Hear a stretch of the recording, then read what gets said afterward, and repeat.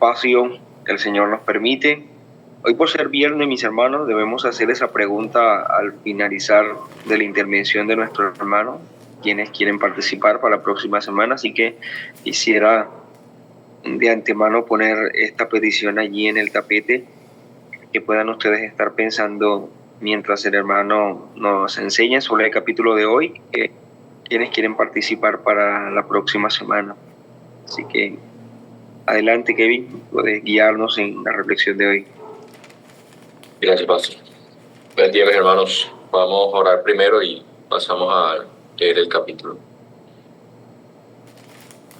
Padre, te damos gracias por esta mañana, nueva mañana que nos regalas, porque también con este nuevo día vienen tus misericordias para sostenernos, para poder perseverar, seguir en la lucha contra nuestros pecados.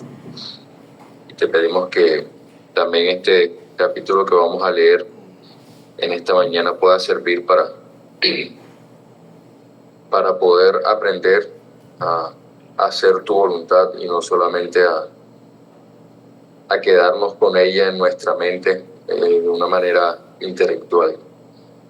En el nombre de Jesús te oramos. Amén. Bien, mis hermanos, vamos a leer en esta mañana el capítulo 34 de Génesis, que dice de la siguiente manera: Salió Dina, la hija de Lea, la cual ésta había dado a luz a Jacob, a ver a las hijas del país. Y la vio Siquem, hijo de Hamor Hebeo, príncipe de aquella tierra, y la tomó y se acostó con ella y la deshonró. Pero su alma se apegó a Dina, la hija de Lea, y se enamoró de la joven y habló al corazón de ella. Y habló Siquem a Hamor, su padre, diciendo: Tómame por mujer a esta joven. Pero oyó Jacob que Siquem había mancillado a Dina, su hija, y estando sus hijos con su ganado en el campo, cayó Jacob hasta que ellos viniesen. Y se dirigió Hamor, padre de Siquem, a Jacob para hablar con él. Y los hijos de Jacob vinieron del campo cuando lo supieron y se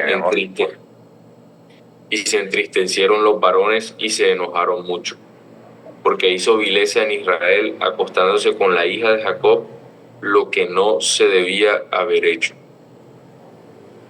Y Hamor habló con ellos diciendo: El alma de mi hijo Siquem se ha pegado a vuestra hija.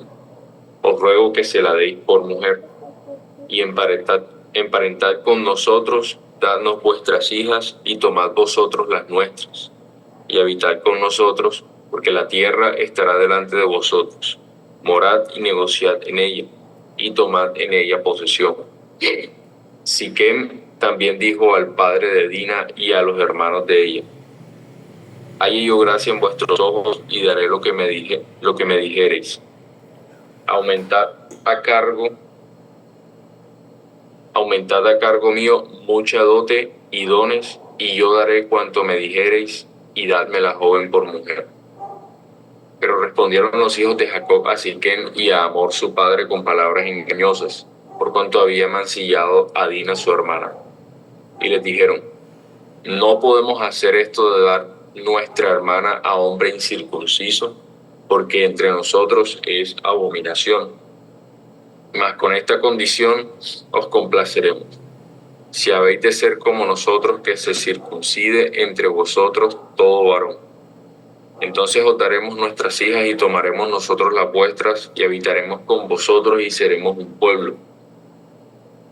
Mas si no nos prestareis oído para circuncidaros, tomaremos nuestra hija y nos iremos.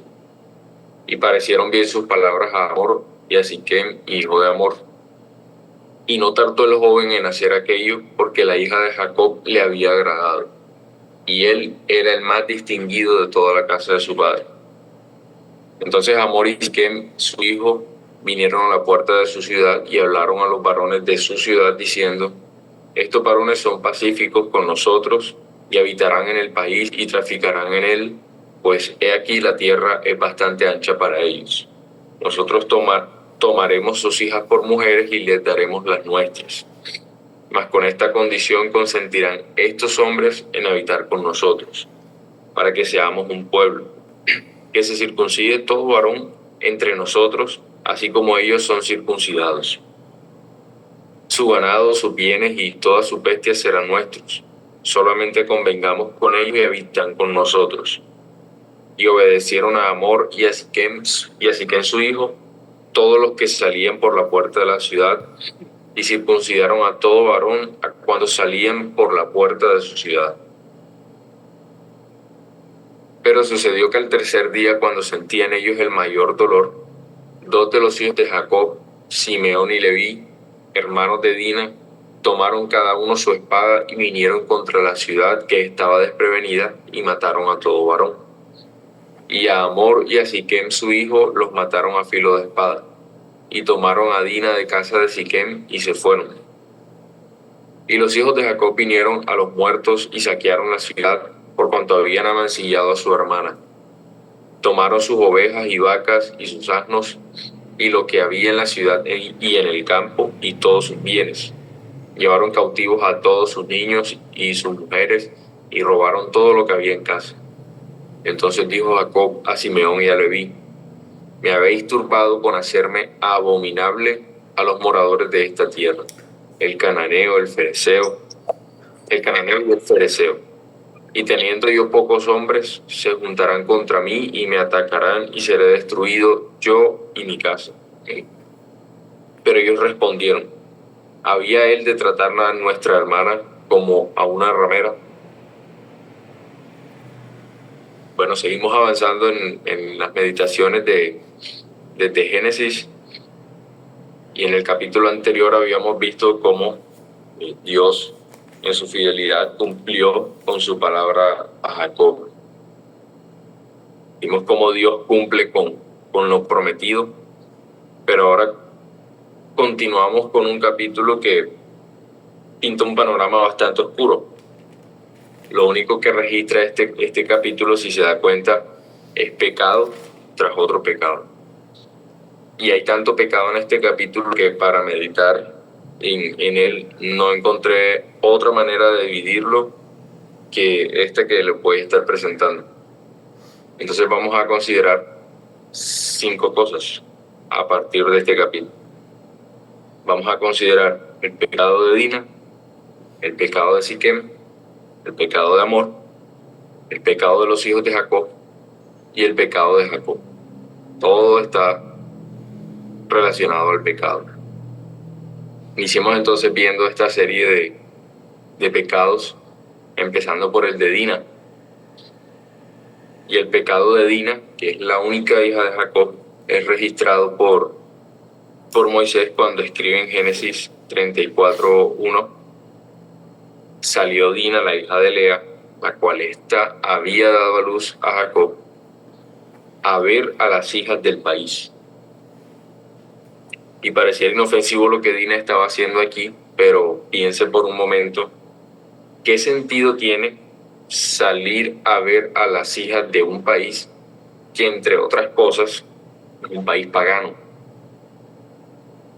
Ahora, no estoy tratando de decir que Dina, por el hecho de ser mujer, debía quedarse encerrada en su casa sin hacer nada, porque de hecho la mujer virtuosa es una mujer sumamente productiva, que, como dice Proverbios 31, busca lana y lino y con voluntad trabaja con sus manos.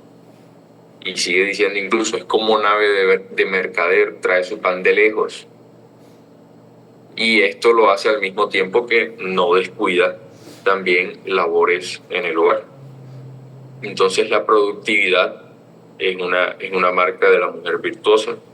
Incluso Rebeca, que fue mujer de Isaac, salió de su casa con un cántaro sobre su hombro para descender a la fuente y recoger agua. Entonces el problema de Dina aquí no fue su salida en sí, sino el propósito de esa salida. El texto dice que ella salió a ver a las hijas del país, de un país pagano. Y es aquí donde nosotros nos debemos preguntar qué sentido tenía salir a ver a las hijas de este país. ¿Qué había de bueno en las hijas de este país como para que Dina sintiera curiosidad por verlas. El pecado de Dina entonces fue dejarse llevar por cierto interés hacia una sociedad pagana, y además este pecado empieza a desencadenar otros, empieza a desencadenar el desastre, y un desastre que confirma que la curiosidad de Dina hacia una sociedad sin Dios era evidentemente pecaminosa. Y entonces tenemos que pasar a ver ahora el pecado de Siquem. Moisés dice en los versículos 2 y 4: y la vio Siquem, hijo de Hamor Hebeo, príncipe de aquella tierra, y la tomó y se acostó con ella y la deshonró. Pero su alma se apegó a Dina, la hija de Lea, y se enamoró de la joven y habló a ella, y habló al corazón de ella. Y habló Siquem a Hamor su padre, diciendo: tómame por mujer a esta joven. La curiosidad de Dina hacia un país pagano fue pecaminosa, y como decía, ese paganismo de dicha ciudad se confirma precisamente en el pecado de este hombre, en el pecado de Siquem. Solo fue cuestión de levantar la mirada para que este hombre se dejara llevar por sus pasiones al punto de satisfacerlas por encima de las consecuencias que esto pudiera generar, o incluso por encima de la gravedad del pecado en sí mismo. Y la adoración que Siquem rendía a sus propias pasiones se hizo más evidente aún cuando él habló a su padre pidiéndole que le tomara a Dina por mujer. No crea que Siquem quiso tomar a Dina por mujer como para intentar enmendar el asunto, sino que él la quería por mujer simplemente para seguir alimentando sus pasiones. Era un hombre de capricho, le gustó y la quería para sí, nada más. Entonces el pecado de Siquem es una clara idolatría a sus propias pasiones, a sus caprichos, pero esta es la consecuencia de que Dina se haya interesado antes por la vida de una sociedad pagana. Ahora, este pecado de Siquem asimismo generó otros pecados, y ahora tenemos que ver el pecado de Hamor. El pecado de Hamor inicia cuando se dirige a Jacob para hablar con él sobre todo este asunto. Hamor era un hombre entonces dispuesto a satisfacer los caprichos de su hijo. Él se acerca a la familia de Dina, está dispuesto a pagar lo que sea necesario con tal de que su hijo, con tal de que Siquem pueda satisfacer todos sus caprichos. ¿Querían los hijos de Israel mujeres? Bueno, pues Hamor se los permitiría, se las daría. ¿Querían aumentar dote por Dina? Bueno, lo podían hacer e iban a recibir el aumento acordado. ¿Querían negociar libremente en el país? También tenían permiso. ¿Querían tomar posesión de tierras? También lo podían hacer. En otras palabras, yo creo que si podríamos colocarnos un poquito creativos con la historia, diría que a Hamor le faltó decir a la familia de Jacob algo así como: bueno, ¿qué más quieren? Y se lo vamos a dar con tal de que mi hijo satisfaga su capricho.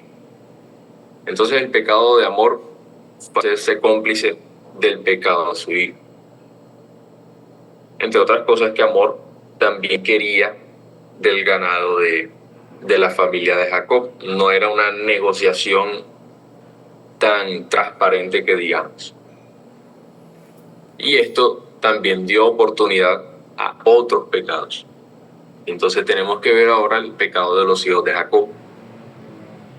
El pecado de los hijos de Jacob se encuentra al aprovechar el momento de la negociación como una oportunidad para engañar a Hamor. En medio de la negociación, los hijos de Jacob aparentaron estar interesados únicamente por hacer una especie de proselitismo. Solo pidieron a aquella nación que se hicieran circuncidar para poder emparentar, para poder habitar con ellos. Pero en realidad todo fue un engaño. Y Moisés es intencional al decir que era aquello que bañaba todo el discurso de los hijos de Jacob. Dice en el versículo 13, pero respondieron los hijos de Jacob a Siquem y a Hamor su padre con palabras engañosas, por cuanto había mancillado a Dina su hermana. Entonces el pecado de los hijos de Jacob fue el engaño. Y además terminaron destruyendo la ciudad entera, saqueándola y haciendo pagar a muchas personas por un pecado que ellos como tal no habían cometido. En todo caso, el único culpable por deshonrar a Dina pues fue Siquem, no toda la ciudad. Así que el pecado de los hijos de Israel fue primero el engaño, que además pareciera ser un pecado en particular que se convirtió como en el pecado del linaje. El pecado de los hijos de Jacob fue el engaño, la ira, la venganza desmedida y bueno, también la avaricia por tomar las posesiones de aquella ciudad. Pero todo esto también dio lugar de nuevo a otro pecado. Entonces veamos por último el pecado de Jacob. Luego de toda esa tragedia, el pecado de Jacob también tuvo lugar cuando él permite que toda esta situación le haga dudar de lo que le esperaba a él como familia y futura nación. Jacob dice lo siguiente a Simeón y a Leví, versículo 30. Me habéis turbado con hacerme abominable a los moradores de esta tierra, el cananeo y el fereceo. Y teniendo yo pocos hombres, se juntarán contra mí y me atacarán y seré destruido, yo y mi casa. Y hace un capítulo, Dios había cumplido su palabra a Jacob y había recordado la promesa. Y sin embargo, un evento desafortunado como este, lleno de pecado, pudo hacer que Jacob dudara de un futuro que ya Dios le había asegurado. Entonces el pecado de Jacob aquí fue poner en duda lo que Dios había prometido en razón a un evento de la historia. Para concluir, después de haber visto el pecado de Dina, de Siquem, de Hamor, de los hijos de Jacob mismo, ¿qué enseñanza nos quedaría a nosotros? Bueno, yo creo que podríamos meditar en algo en particular, y es que las promesas de Dios no se están viendo en peligro por causa del pecado del hombre. Y de hecho, por más extraño o contradictorio que esto pueda sonar, la providencia del Señor aquí estaba dando pasos hacia el cumplimiento de la promesa. Y es cierto que los hijos de Jacob fueron responsables por su pecado, al igual que Siquem, al igual que Hamor, pero al final los hijos de Jacob salen con un botín de guerra, con una especie de botín de guerra. Y no había prometido Dios que la nación crecería y que sería muy grande y que heredaría Canaán. Pues bueno, aquí de alguna manera la familia, la futura nación empezó a enriquecerse con aquellas posesiones de la nación pagana, naciones que ellos, entre otras cosas, más adelante conquistarían. Y insisto, cada uno es responsable del pecado que cometió aquí, pero nada de esto estorbó ni puso en peligro la promesa de Dios. Y eso fue una verdad en ese momento y sigue siendo una verdad también en nuestros días. No hay maquinación ni capricho perverso de hombre alguno que pueda estorbar las promesas que el Señor ha otorgado a la iglesia. ¿Vamos a dejar de ser edificados como iglesia? No. ¿Podrían las persecuciones o los momentos difíciles o los momentos de violencia hacer retroceder a la verdadera iglesia, hacer que los verdaderos creyentes abandonen la fe? No, tampoco. No va a haber nada que pueda prevalecer contra las promesas del Señor, ni siquiera ponerlas en peligro. Creo que eso es lo que podemos meditar a partir de este capítulo. Entonces vamos a orar y luego ya si alguien quiere participar lo podría hacer. Señor, te damos gracias porque a partir de este capítulo nos enseñas que que a pesar de que nosotros estamos inclinados hacia el pecado por naturaleza, hacia las dudas, tu promesa de todas formas no se ve en peligro nunca.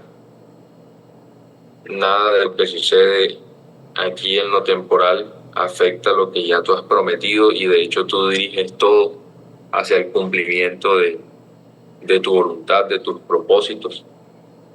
Te pedimos que nos ayudes a confiar en tus promesas, a no dudar de ellas, que podamos acercarnos a ti confiadamente también, sabiendo que en medio de toda nuestra debilidad, pues tú nos ayudas para guardarnos hasta el fin como tú lo has prometido. En el nombre de tu Hijo te oramos, te damos gracias. Amén.